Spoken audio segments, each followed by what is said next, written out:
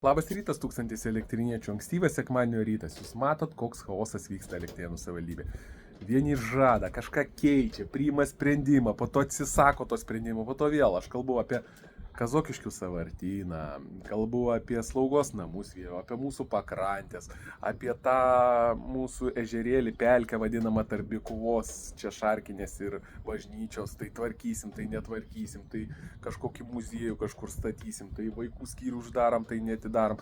Tai Kazokiškių sąvartyną Elektrėnų savivaldybė visada kalbėjo, nieko mes negalim padaryti. Nu neįmanoma, Dambrauskas čia šneka, taip toliau. O pažiūrėkit per paskutinį metų. Meras atsistojęs, aš teiksiu Elektrėnų tarybai, kad mes kreipsimės ten dėl tik leidimo panaikinimo. Tai palaukit, tai jūs tiek metų melavot žmonėm. Vat aš sakiau visada, gali savivaldybė, turi daugybę įrankių ir reikia tiesiog paimti ir padaryti, reikia tinkamo žmogaus. O jie sakė, ne, čia mel, taip. O pasirodo gali, pažiūrėkit kaip žada. Pažiūrėkit, galim trečią, ketvirtą. Tai pirmyn, mes laukiam, aš už tai nieko nepasisakiau. Matot, viskas galima. Bet aš vieną jums pavyzdį dar noriu priminti. Vilniaus rajono savivaldybė išsirinko jauną merą. 30 metų, kaip pas mus valdė Lenkų rinkimų akcija, nieko negalima uždaryti, ten dvokė tos dvi atliekų tvarkymo įstaigų. Dvokė jos. Atėjo jaunas žmogus, žmonės neapsikentė kantrybės jau neteko. Užbalsavo. Pabandė. Paėmė ir užbalsavo už jauną merą. Ir sakė, aš uždarysiu. Ir jis uždarė abidvi. Tai kad savivaldybė gali. Tas, kas moka perskaityti ir matyti, yra neaklas, nenori gyventi smarvėje, supranta, turi sąžinę, jis mato ir perskaityti gali. Va meras dabar sako, teiksiu tarybai panaikinti ten tiplį. Pažiūrėkit, kiek jie gali. Tai čia tik tai smulkmena. Iš tikrųjų reikia daug daugiau daryti. Nes jau jie savo pranešimuose, pažiūrėkit, kaip šneka. Kad...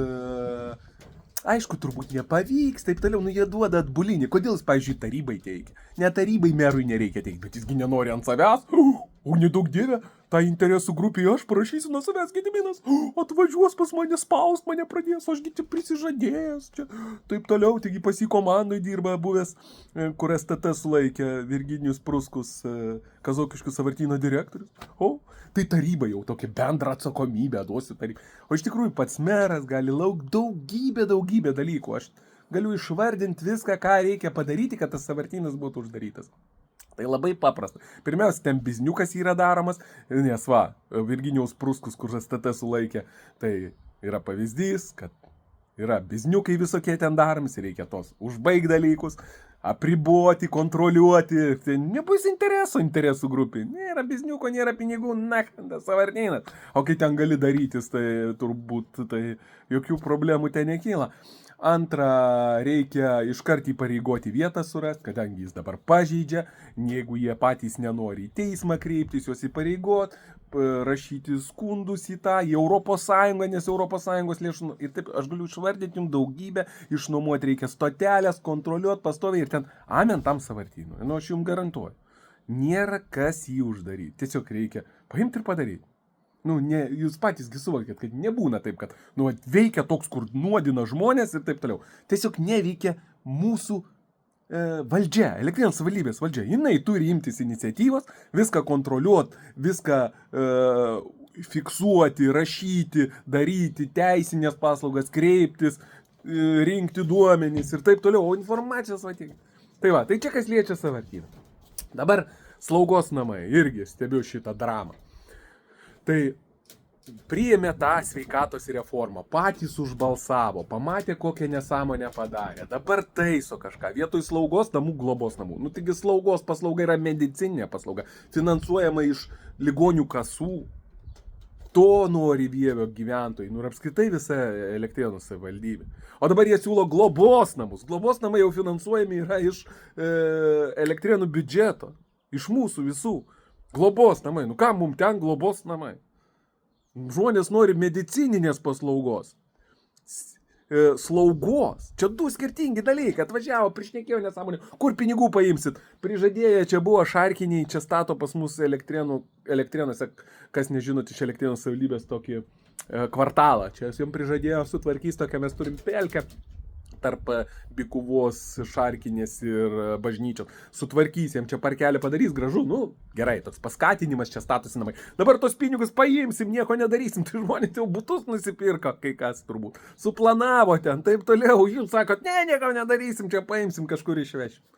Aš nežinau, nu, vaikų skyrių.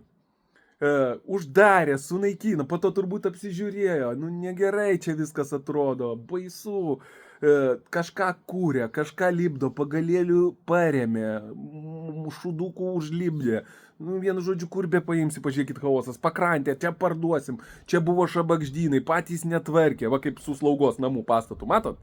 Patys netvarkė, patys sako, čiasgi netvarkytas, jį reikia uždaryti, parduoti. Taip ir su pakrantėm. Patys nuvaldiškai priklauso, kas gali tvarkyti. Patys apleido, čia namą pastatysim, chaosas. Čia kažkokią katilinę mum ant kalno pastatysim, chaosas. Čia gyventojai tada sako, ką jūs darote. Pažiūrėkit, su takeliais tas pats per mišką pas mus eina. Seno netvarko, kažkas jau lūžta, aplūžta, kažkokį naują kažkur tiesiai iš ES pinigų. Vienu žodžiu, bardakų bardakas, nekompetencija, nesupratimas, tiesiog šaikai, ir ten beje iš Vievio yra žmonės, nukrito iš dangaus pinigų. Biudžetas 70 milijonų, elgėsi nesuprasdami. Jūs palaukit, jūs pamatysit, kiek aš kartų kartojau.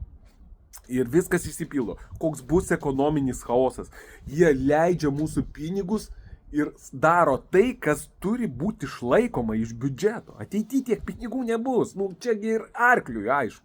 Kūrė kažkokius muziejus, bus išlaikoma. Taigi mes turim ir meno mokyklas, taip toliau. Po to vėl bus chaosas, reiks, sakys, uždaryti, nes mes turim meno čia kokį tai muziejų. O tą reikia seną uždaryti. Savrant, nu viską, va dabar sukurs vietoj slaugos tos senelių namus, taip, tai juos globa vadinama, tai jos irgi reikia išlaikyti. Čiuožykla, baseinas, nu, viską reikia išlaikyti, nėra pinigų, tai va, Ąžuolyno, pažiūrėkit, mokyklai 65 metai, mokytoja ten ar kas ten tapė su akvarelė sienas, nes ateisgi valdžia, aš atvirkščiai būčiau netapęs. Nėra strategijos, nėra planavimo, tiesiog vienas baisus chaosas. Ir šitą chaosą reikia užbaigti. Liko metai. Visa šita, žiūrėkit, jie patys yra iš Vievio, tai? Vievis, dvokia nuo to savartyno, savartynas plečiamas, ten stoties gatvė netvarkoma, niekas neprižiūrima, pats Vievis irgi apleistas. Ten, nu, kiemai nešienaujami, man ten žmonės pastoviai siunčia, netvarkyti, kanalizacija aplinkui nauji šitie rajonai yra, ten kanalizacijos net neturi, net nesugeba nuties sutvarkyti ir prižiūrėti. Na, vienu žodžiu, ir Vieviui blogai su šita Vievio kažkokia tai šaika kaimų išvadino jie. Ir Elektrėnų miestui blogai. Ir visom gyvenimui. Viskas, reikia pabaigti šitą chaosą. Reikia 1000 elektriniečių tikrai pasižada, imsis iniciatyvos. Svarbiausia bus aiškus planavimas, aiškus atsakymai, skaidrumas, auditai. Viską sutvarkysim, sudėliosim ir gana šito chaoso bardako, nes jame tu negali nieko planuoti. Čia uždarau, čia atidarau. Nu kaip tu planuotis? Čia savartyną pastatau, jis dvokia, nu kaip aš turizmą vystysiu. Čia galima, čia negalima. Kaip aš verslą darysiu? Čia pakrantę parduodu, čia namą pastatau, čia neparduodu. Kaip aš irgi galiu turizmą planuotis? Kaip laisvalaikį, kaip tokiam mieste gyventi? Čia ant kalno jums katilinę statau prie nuosavų namų Elektrėnuose, čia nestatau. Kaip čia savo gyvenimą kurti, vaikus saugiai? Ligoninė lygiai tas pats. Čia yra, čia nėra, čia vėl kažką atidarau. Kaip visą šitą chaosą suvaldyti?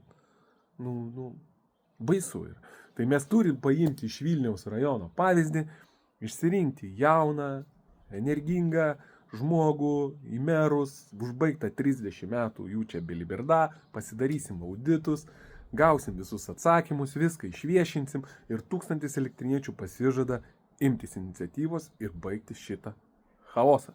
Ačiū ir iki.